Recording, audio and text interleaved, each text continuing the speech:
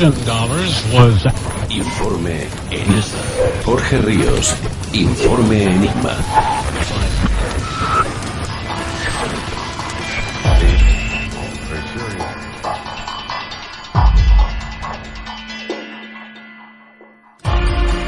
Bienvenidos a Informe Enigma.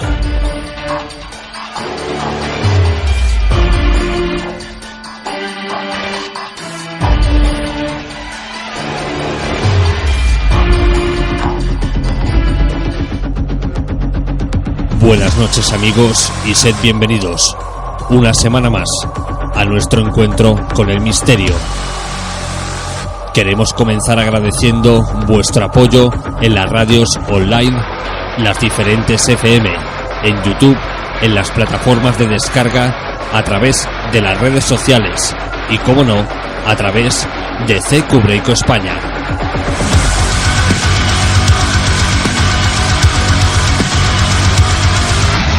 Esta semana os adentramos de nuevo en los misterios históricos con José Luis Jiménez, quien os hará viajar a los petroglifos de la Laguna Colorada en Argentina.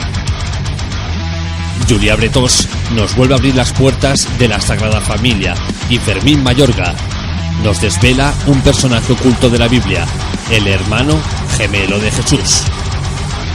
Y para terminar, nos relajaremos con Ajim Salada Rivera, quien nos hablará de la inteligencia motivacional.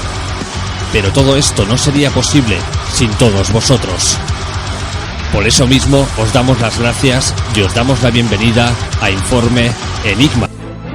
Desde que el hombre miró al cielo por primera vez hace miles de años,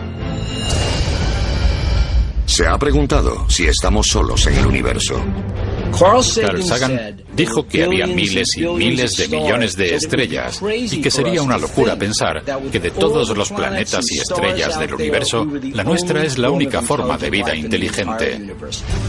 La NASA ha confirmado la existencia de más de 450 planetas fuera de nuestro sistema solar. El mayor obstáculo para buscar vida en esos planetas es llegar hasta ellos. Por ejemplo, el sistema estelar Alpha Centauri está a más de 4 años luz del nuestro. Si empleásemos naves convencionales capaces de viajar, digamos, a un 5% de la velocidad de la luz, tardaríamos miles de años en llegar allí.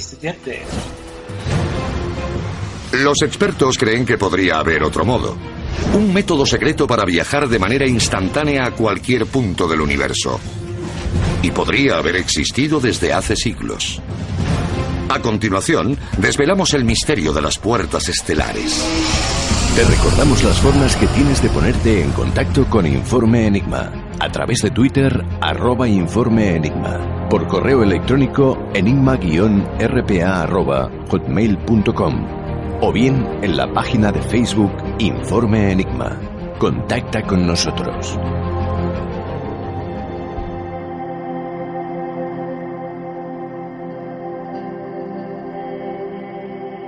Hace unos meses, nuestro compañero, en este primer espacio de la noche, nuestro guía en esta primera historia, comenzaba un viaje de aproximadamente 2 semanas a Sudamérica, concretamente a Argentina, donde dicho viaje tenía como objetivo la presentación de un libro, La revelación del Grial viviente. El resto del tiempo se emplearía como todo aquel que va de viaje a una cultura diferente, a un país que desconoce o que no conoce en profundidad, y es hacer turismo. Pero lo que no esperaba es que su curiosidad, su afán de investigar, de querer saber más, le fuera a llevar a descubrir algo que de nuevo podría hacer cambiar los libros de historia. Los más pragmáticos dirán que todo tiene una explicación, que es todo descartable. Pero, ¿y si esta vez no lo fuera?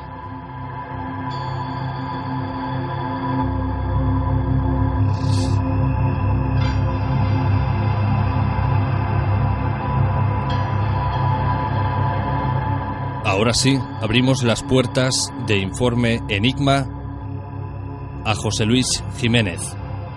Buenas noches, José Luis. Hola, Jorge, buenas noches. ¿Cómo te encuentras, compañero, en esta entrada de año? Pues muy bien, con ganas de continuar con el programa y compartiendo estas noticias y estos descubrimientos con nuestros amigos oyentes. Como acabo de citar en esta breve introducción, no hace muy poco que has vuelto de ese viaje de Argentina. Sí, efectivamente, en el pasado mes de noviembre, como has dicho bien, me encontraba para presentar mi último libro, La revelación del Grial viviente, en Buenos Aires, en Argentina, pues aproveché también para realizar otros viajes por lugares que a mí pues ya me llamaban la curiosidad hacía tiempo, sobre todo uno de ellos que aparece en unas fotografías en dicho libro, de unas cruces patés, unas cruces templarias que se habían encontrado en unos petroglifos que se ubican en la frontera de Argentina con Colombia, ya en los montes cercanos a la cordillera de los Andes. Y bueno, pues aproveché, como te dije, para ir a ver in situ esas cruces que yo conocía por las fotografías que me cedió el escritor, también investigador, Antonio de las Heras, y que, como he dicho, yo las incluí en el libro porque eran una evidencia, una prueba de que al parecer pues los caballeros templarios habían estado en Sudamérica, en concreto en esta parte de Argentina, y habían dejado muestras de su estancia pues por estos grabados, por estos petroglifos que yo tenía en el libro. Pero mi sorpresa fue mayor cuando, al realizar este viaje, que por cierto, desde el lugar que yo me encontraba entonces, porque como fui recorriendo la Argentina, pues no fui directamente, sino que fui visitando también otros lugares que, si hay tiempo y lugares, lo comentaremos con un chamán y con unos personajes muy peculiares. Pues yo partía desde la ciudad de Cafayate hacia La Quiaca. Hay como unos 800 y algo de kilómetros, los tuve que hacer en coche, pero como la mayoría del recorrido pues es a través de montañas y muchas curvas, etcétera, pues bueno, se tarda unas 9 horas en llegar aproximadamente, más o menos, doy unos datos aproximados.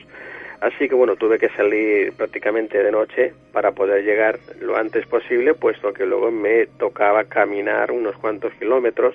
Y bueno, además este lugar de La Quiaca, donde tenía que localizar estos petroglifos, pues está a 3.500 metros de altitud, o sea, de altura sobre el nivel del mar. Esto suponía también pues un inconveniente más, porque aunque yo pensaba que no me iba a afectar, pero la realidad fue otra, porque cuando te encuentras a más de 3.500 metros de altura, el oxígeno, el aire, pues no es el mismo, y aunque no te des cuenta en un principio, luego cuesta respirar y parece que vayas muy cansado y que te cueste hacer cosas, ¿no? A mí me llamó la atención porque tuve que contratar a unos nativos de allá, unos guías nativos, para poder acceder a este lugar. Es un lugar sagrado, se conoce como la Laguna Colorada, y bueno, es un lugar que en estos momentos y desde hace ya cientos siglos, ¿no? Aquí vive una etnia, se conoce como los Yavi. Esta comunidad de los Yavi no es la originaria de este lugar, llevan aquí pues a lo mejor varios siglos, no sé cuántos en total, porque no se conoce exactamente el origen, pero los petroglifos que están en esta zona en la que viven esta etnia de los Yavi, tiene una antigüedad en algunos casos incluso de más de 8.000 años. Esto ha sido datado por expertos, arqueólogos, investigadores de la zona, porque estos petroglifos, como ahora comentaremos, no son todos o no están todos realizados en la misma fecha, sino que aparecen en distintas etapas, en distintas épocas en las que han convivido en esta zona diferentes culturas. Así, por ejemplo, cuando llegué ya a esta zona conocida con el nombre de Laguna Colorada Y bueno, se llama así, voy a explicar un poquito por qué. Está, como digo, a 3.400 y casi 3.500 metros de altura, y cuando se deshielan, o sea, el hielo de las montañas, de las cumbres, y cuando llueve, se queda acumulada en esta zona. Es una explanada muy grande, tremenda, tiene no sé cuántos kilómetros cuadrados, pero tiene varios. Y la tierra del lugar, de la roca, es de un color muy rojo, es muy rojizo, y entonces el agua adquiere esta tonalidad rojiza. De ahí adquiere o toma este nombre de Laguna Colorada. Pues bien, para poder ver estos petroglifos, por lo menos los que a mí me interesaban, puesto que hay cientos o miles, pero están repartidos por distintas partes de esta zona, como decía, los que a mí me interesaban estaban en un lugar semiprotegidos, pero que cuando la laguna está cubierta de agua, pues no se puede acceder. Así que hay que esperar a que se haya secado la laguna para poder llegar hasta este lugar. Y esto es lo que, bueno, yo esperaba también coincidir en esta época con que la laguna no tuviese agua para poder llegar, como así fue, ¿no? Así que, bueno, dentro de esta suerte que para mí era pues realmente una gran suerte el poder caminar por este lugar que normalmente es pantanoso, es fangoso, pues ahora estaba muy seco y me permitía alcanzar este sitio. Cuando después de llegar hasta la zona que hay que andar pues varios kilómetros para poder introducirse en esta laguna, yo observaba ya el contorno, bueno, las imágenes son maravillosas. No sé si podemos decir incluso a nuestros oyentes que hay un documental que acabo de subir ahora en mi canal de YouTube. Si ponen en YouTube mi nombre, José Luis Jiménez, con G, y a continuación el enigma de los petroglifos de la Laguna Colorada, el enigma de los petroglifos de la Laguna Colorada, les va a salir este vídeo.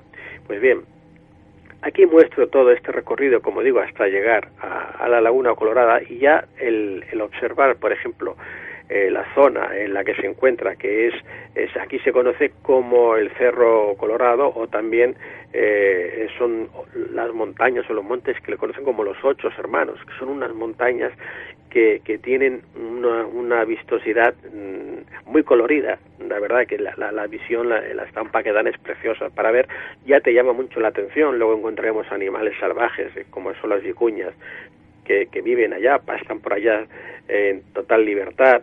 Y una característica que a mí me llamó mucho la atención cuando ya estaba en mitad de esta Laguna Colorada, es que de repente, sin previo aviso, se levantaba un fuerte temporal, un fuerte viento, como si fuese un remolino, y bueno, si te cogía en medio te podía hasta tirar. La fuerza era tremenda, ¿no? Yo grabé un trozo que pude porque me pilló de improviso, y bueno, tuve que agacharme como pude, y creo que la cámara recoge la fuerza de ese viento, que es capaz, como te digo, de tirar a una persona, ¿no?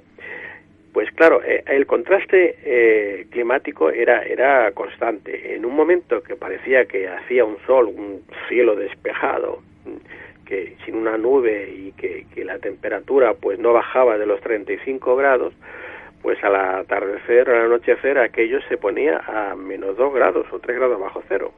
Entonces, estos cambios tan bruscos de temperatura, bueno, a mí me dejaban hecho polvo, como se suele decir.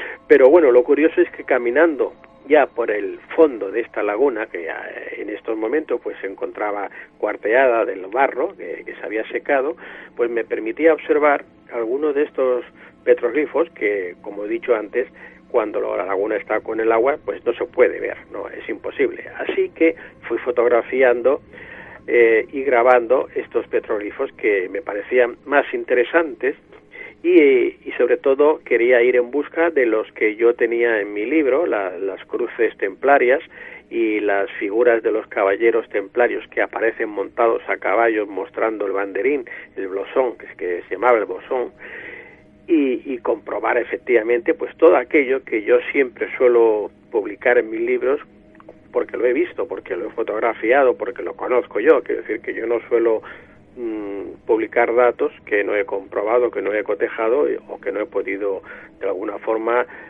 asegurarme que es cierto, ¿no? Así que yo iba a ver como te decía, estos petroglifos en concreto, y claro, mi asombro empezó a abrirse más cuando me encuentro a figuras que no sospechaba que estarían aquí cerca, ¿no?, de estos otros petroglifos, que se asemejaban diríamos, a un extraterrestre, ¿no?, a lo que consideramos cuando hemos visto a veces en culturas antiguas a estos seres con las cabezas grandes, con esos ojos tan grandes, que parece más una escafandra casi que una cabeza, ¿no?, y con toda una serie de pictogramas y de símbolos que no para nada parecían que fuesen fruto de una civilización muy antigua, sino que estaban mostrando un conocimiento astronómico muy sofisticado. Tanto es así que luego, haciendo acopio de todos los símbolos que allí pude encontrar, que yo muestro en el vídeo que he comentado antes, además de que, bueno, diríamos que el objeto, el símbolo que predominaba era el de la llama, porque para esta cultura ya había anteriores, la llama tenía una representación muy directa con la creación. Pues vemos a la llama siempre cuando está intentando representar, diríamos, el momento de la creación con todas sus formas, y animales, diríamos, pues endémicos de aquel lugar, que tienen una finalidad muy concreta y que de acuerdo a lo que los guías luego me iban explicando, que yo tomaba nota para reproducir también en este vídeo, pues nos estaban indicando que efectivamente estas antiquísimas culturas, ya te digo, habían petroglifos de hasta 8.000 años, otros serían quizás de 2 o 3.000. Los más recientes, el que sin ninguna duda se consideraba más reciente, no tenía menos de 600-700 años, y era el de los caballeros templarios. Esos son los más recientes. Claro, coincidía la fecha precisamente del siglo XII, que era cuando se calcula que se realizaron estos petroglifos, con la llegada de la Orden del Temple a Sudamérica, en este caso a estas tierras de Argentina. ¿Y por qué podemos afirmar esto, aparte de la existencia de estos petroglifos? Pues porque recordemos, ahora hablaremos un poco de la Orden del Temple. La Orden del Temple, cuando se funda en el año 1118 en Jerusalén, luego pasarán 9 años más hasta el 1101, o 10 casi, hasta el 1128, que en el Concilio de Troyes se va a dar por fin el visto bueno por parte del Papa en este Concilio de Troyes, y se va a fundar, se va a crear por primera vez la única orden que sería militar y monacal, es decir, de monjes guerreros. Y es a partir de unos años después, cuando los caballeros templarios traen ese secreto, ese tesoro que encuentran en Jerusalén a Europa, que vemos que se empiezan a construir cientos de catedrales y de iglesias con un estilo nuevo, novedoso, desconocido, que era el gótico, y que aquello suponía una inversión, tener una cantidad de dinero tan grande, tan enorme, que era inimaginable encontrarlo en Europa. De hecho, los templarios utilizaban mucha plata. ¿Y de dónde venía esa plata? Porque en Europa no había. En aquellas fechas, en aquella época, en Europa la plata escaseaba, casi que tenía un valor similar al oro porque no había plata. Y en cambio, a partir de ese momento que los templarios obtienen ese secreto que explico en el libro, ¿no?, y consiguen esa capacidad económica, es cuando empiezan a construir las catedrales y los templos. Pues bien, aquí en Argentina, en el norte, porque esto está en la frontera ya con Bolivia, he dicho, ¿no? No me quiero equivocar, porque no sé si te estaba diciendo ahora con Bolivia, efectivamente, ¿no? Bueno, pues en la frontera, como decía, en esta parte es donde ellos van a dejar constancia de esta llegada, porque además las minas que se van a encontrar en Argentina de alguna forma también han sido investigadas por otros historiadores e investigadores, y bueno, yo tal como ya explico en el libro, hay pruebas de que se encontraron los moldes que se utilizaron para hacer estos bloques, por decirlo así, o estos perdón, ahora no me me sale la palabra, los bloques de plata, ¿no? Los lingotes de plata, que no me salía la palabra. Bueno, pues se han encontrado incluso, como te digo, en estas minas, restos de estos lingotes de plata. Por eso para mí era muy interesante y era muy importante encontrar estos restos. Pero claro, la sorpresa, como te decía, viene cuando, aparte de confirmar todo lo relacionado con los caballeros templarios, porque veremos en las imágenes que comento cómo aparecen perfectamente definidos, identificados varios caballeros templarios montados a caballo, con el estandarte, etcétera, etcétera, y las cruces, y aquí venimos, las cruces patés, las cruces templarias, que claro, la sorpresa mayor viene cuando al datar estas cruces me encuentro que son milenarias, no estaban hechas por los templarios. O sea, José Luis, perdona que te interrumpa, o sea, nos encontramos con que hay petroglifos que dibujan a los caballeros templarios, pero a la vez tenemos cruces paté que no son de la época de los caballeros templarios, sino miles de años atrás. Ahí está, exacto. Claro, esto que yo intuía, suponía, por otras pruebas, por otras evidencias que ya había encontrado, aquí se me confirmaba directamente. Tengo que hacer referencia otra vez a mi libro, a la revelación del Grial viviente, porque aquí aporto luego fotografías, por ejemplo, de esta cruz que estoy comentando, paté templaria, la que se encuentra en esta zona, en estas rocas, de la cruz que utilizaban, entre otras, porque el templo utilizaban diversas cruces, diversos tipos de cruces, y luego la fotografía, o mejor dicho, el holograma que se ha conseguido hace muy poco tiempo, lo que se conoce como el acelerador de partículas que tenemos en Suiza, en Ginebra, y claro, esto hace unos años era imposible de imaginar. Se tenía una idea de cómo era un fotón de luz, pero hasta ahora no se ha podido fotografiar o, como he dicho, obtener el holograma. Y cuando ahora este centro nos publica cómo se ha conseguido este holograma, esta fotografía, y nos presenta la imagen del fotón de luz, de un fotón de luz, estamos viendo que es exactamente una cruz paté, una cruz templaria. Y claro, aquí viene la pregunta. Si resulta que los templarios estaban utilizando un símbolo, una cruz paté, y la llamamos así para diferenciarla de las otras, que ya existía miles de años antes, que resulta que está grabada en las rocas, en unos petroglifos que tienen miles de años de antigüedad, y en las que además en esta roca nos aparecen las figuras de unos seres que en las cabezas aparecen como una especie de rayos, que les aparecen como si estuviesen emitiendo algo de una especie de energía, algo similar, ya veremos en las imágenes. Por la radio no podemos emitir las imágenes, por eso he dado la dirección del vídeo que tengo en el canal. Pues claro, automáticamente todo esto empieza a encajar, ¿no? ¿Y por qué digo que empieza a encajar? Porque si estamos viendo un ser que tiene toda la apariencia de ser un extraterrestre, un alienígena, una forma como es la cruz paté, que creíamos que era, diríamos, singular, particular y de la orden del temple nada más, y vemos que no, que se utilizaba con anterioridad para representar otro símbolo, es decir, tenía otro mensaje, por decirlo de una forma sencilla, que hacía referencia a ¿qué? Pues fíjate, a la luz, ni más ni menos que a un fotón de luz. Y en un fotón de luz ahora ya empezamos a conocer un poco lo que representa todo esto. Sabemos que cabe mucha información. La ciencia cada vez está avanzando más, cada vez nos está avalando ideas o vamos a decir incluso confirmando algunas leyendas como que son hechos ciertos, porque no teníamos esa capacidad, no existía esa tecnología capaz de reproducir o de demostrar que aquello que nos parecía que era una leyenda, que era un mito, resulta que no, que es una realidad que efectivamente tiene un significado y que esa simbología quiere decir otras cosas. Pues eso es lo que nos está diciendo en este petroglifo esta cruz.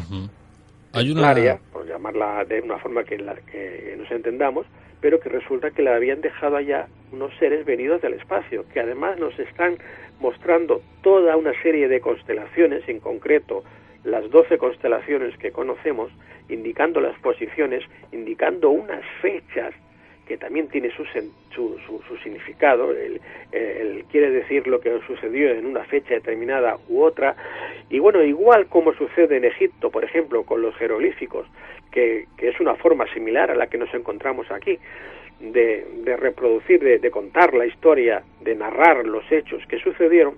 En esta roca nos volvemos a encontrar con estos pictogramas, con estos petroglifos que tienen estas simbologías, que hay un grupo, que tengo que mencionarlo ahora porque han hecho un trabajo excelente, que se conoce con el nombre de Grupo Kuntur, están en La Quiaca, y bueno, este grupo de investigadores llevan ya años investigando al respecto, y a mí me han facilitado muchísimo, ¿no?, la información que he podido obtener de ellos, porque gracias a ellos he podido entender lo que aquí se veía, lo que aquí se mostraba, y bueno, de bien nacido es ser agradecido y agradecerles públicamente pues la colaboración que me han dado, ¿no? Y como decía, esto es un dato que deberá de investigarse en profundidad por expertos en estos temas, para conseguir, si es posible, traducir o conocer todo el lenguaje, todo lo que nos está indicando, lo que se nos está diciendo en estos petroglifos, porque no se trata de una simbología del Neolítico o de los primeros habitantes que mostraban animales. No, aquí es un lenguaje, yo diría que incluso muy específico, que nos están informando desde el principio, desde la creación, porque hace referencia a la creación, a todo el entorno, a lo que podemos observar en el cosmos. Cada símbolo que hace referencia a una constelación vemos que está perfectamente identificado, y como te decía, ¿no?, pues parece ser que los autores de esto, o quienes transmitieron toda esta información, porque a simple vista pues poder conocer todas las constelaciones, los movimientos como aquí se representan, pues yo creo que eso es menos que imposible. Por lo tanto, esa información tuvo que ser facilitada a las comunidades de nativos que vivían, que existían en esas épocas. Porque, como te he dicho al principio, sabemos que la última etnia que ha estado viviendo en estos lugares es la Yavi, pero es que la Yavi se pierde en un máximo unos miles de años o menos, y antes no sabemos quién estuvieron allá. Se desconoce, se hablaban de los chichas, que estuvieron unos miles de años antes, pero luego ya no se conoce quién estuvieron. Es decir, que aquí tenemos la prueba, la evidencia de otras culturas que existieron en el pasado, que dejaron constancia de esos conocimientos que les fueron transmitidos, y que sería muy interesante que la comunidad científica pues se tuviera en cuenta este descubrimiento, que por otro lado es muy reciente. Esto se encontró en el año 1960 o en la década de los 60, y apenas ha sido investigado, ¿no?, solamente por estas personas que he comentado de aquí, de La Quiaca, del Grupo Kuntur. Por lo tanto, creo que sería muy interesante, como he dicho, que la comunidad científica y todo aquel que pudiera colaborar en ello, pues dedicasen tiempo a investigar este tema, que me parece fundamental para conocer pues nuestra historia, la historia de la humanidad, y todo lo que de alguna forma ahora aún no se conoce. Quizás encontremos aquí algunas pistas que nos van a ayudar a entender, ¿no? Todo lo que ha dicho José Luis es muy, muy interesante, porque tanto hablar de culturas que ya no están y que estuvieron en aquel lugar, de esas constelaciones ahora grabadas en piedra, de esos símbolos, todo, absolutamente todo, encaja prácticamente con la introducción que hemos puesto hace unos minutos, y que hablaba sobre una puerta estelar, sobre eso que ya se plasmó en aquella película, ¿no?, Stargate, de aquellos seres que venían de otros mundos a través de esa puerta, pero que para poder activarla precisamente hacía falta esto de lo que está hablando José Luis, que son símbolos, que son constelaciones, y ponerlas en un orden adecuado. Y esos seres a día de hoy, y más, corrígeme José Luis si me equivoco, teniendo en cuenta la Cruz Pate, podríamos hablar de que serían los Anunnaki. Bien, sí, claro, efectivamente, aquí encontramos una relación directísima con los Anunnaki. Ya también comentamos en alguna ocasión, y en el libro vuelvo a repetirlo, de la revelación del Grial viviente, aparece la fotografía de uno de estos reyes sumerios, creo que es Hatshepsut V, que muestra la misma imagen del dios Anunnaki Enki o el Lil, pero uno de estos dos, que en su pecho muestra precisamente un colgante con la cruz paté, la cruz templaria. Y estamos hablando de unas figuras que son como 2000 años antes de Cristo, o 1000 y pico, pero bueno, por supuesto, 2000 y tantos años antes de la Orden del Temple. Con lo cual, nos está confirmando que efectivamente el símbolo de la cruz paté es muy antiguo. Es mucho más antiguo que la Orden del Temple y tiene un significado muy concreto, como es el que comentaba antes. Y fíjate, te decía antes, que estoy viendo ahora la imagen, porque me he puesto mientras la fotografía que hice de este ser, imagínate, una cabeza desproporcionada con el cuerpo mucho más grande, y como que los ojos, que son dos, casi toda la cara ocuparían solo estos dos ojos. O sea que yo creo que querían representar como eso, como una especie de escafandra.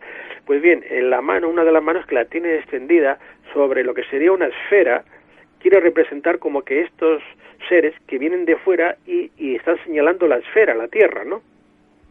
Que son los que vienen. Y luego alrededor encontramos toda una serie de aves extrañas, que bueno, no sé si ahora existen por allá, que seguramente que en otro tiempo sí, pero que están muy bien representadas, es decir, que tienen un estilo que no es tan arcaico, no es tan, ¿cómo te diría?, tan sencillo, sino que ya tiene un trabajo tan definido de una manera que dice, bueno, aquí hay un trabajo, hay un arte realmente, porque además se entiende perfectamente lo que están representando.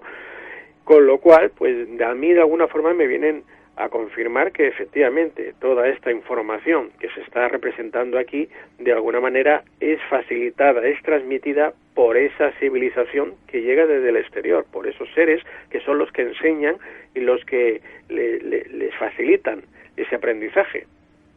José Luis, ¿cabe la posibilidad de que los caballeros de la Orden del Temple tuvieran algún tipo de contacto con estos seres?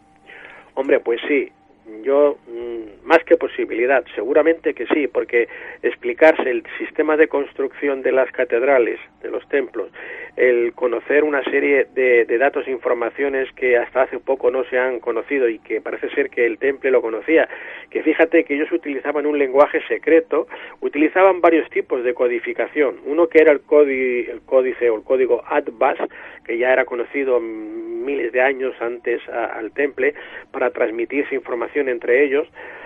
Como yo explico también en el libro de la revelación del Grial viviente, por ejemplo, a través de este código Atbas se podía traducir la palabra Sofía, que hacía referencia a María Magdalena. Sabíamos que los caballeros templarios veneraban al personaje de María Magdalena, por ejemplo, utilizando el alfabeto hebreo, que era el que también conocían, porque los caballeros templarios se mezclaron con diferentes culturas y religiones, como eran los hebreos, o sea, los judíos, los árabes. Ellos buscaban el conocimiento. Entonces, a través de este código Atbas, ellos lo traducían utilizando el referenciado código, y salía la palabra de Sofía, se convertía en Baphomet. Y ahora cuando te digo Baphomet, automáticamente dirás, ese no era el supuesto demonio o el dios que adoraban los templarios. ¿Ves? Ahora empezamos a encontrar respuestas, ¿no? Y claro, y si luego vemos que otra forma de utilizar un código, un lenguaje secreto, era el usar precisamente la cruz paté, que la convertían en 8, o sea, la cruz de 8 beatitudes en 8 puntas, porque se extendía los lados hacia arriba o hacia abajo, se extendían los lados, las directrices, y formaba esta figura. Pues bien, cada una de estas figuras que vemos en la cruz y que también se muestra en el libro, se convertían en un abecedario. Cada una de estas figuras se correspondía con una letra, y automáticamente, escribiendo el caballero templario, quien fuese, desde una encomienda, para que la persona que se tuviera que desplazar, viajar, por ejemplo, vamos a poner desde España hasta Tierra Santa, que es cuando se producían en aquellas épocas las grandes peregrinaciones a Tierra Santa, pues no tuvieran que llevar el dinero efectivo encima, porque se exponían a los robos, a los ataques de los bandoleros, de los bandidos. ¿Qué hacían? Iban a una encomienda templaria, depositaban allí su dinero, como el que iba o como el que va hoy día a un banco y deja el dinero en el depósito, y le dan un recibo, ¿verdad? Y le dan un pagaré. Pues esto es lo que inventaron ellos. con este lenguaje secreto, utilizando la cruz paté, hicieron este abecedario que solamente lo conocía el caballero templario que iba a recibir a aquel peregrino con su documento, con este documento escrito, con esta simbología. Aquí ellos traducían y te decía cuánto dinero disponía aquella persona y cuánto se podía retirar entonces desde la otra encomienda. Así que no corría ningún riesgo, ningún peligro si le atacaban de que le robaran el dinero, porque no llevaba dinero, llevaba ese documento, ese pagaré, lo que habían inventado los templarios.